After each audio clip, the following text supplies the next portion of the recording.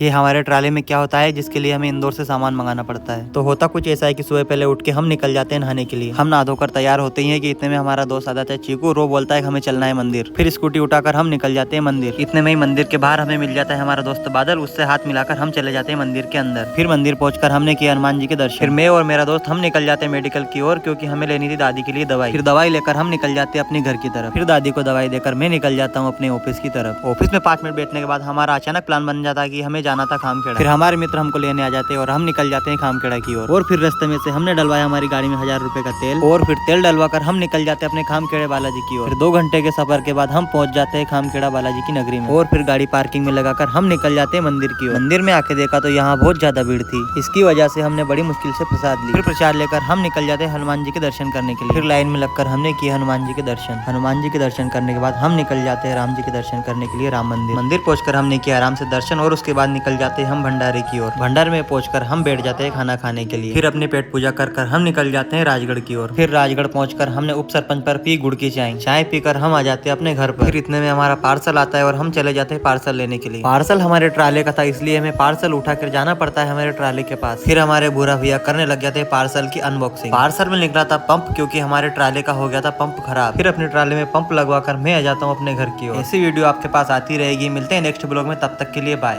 Jai Shri Shyam.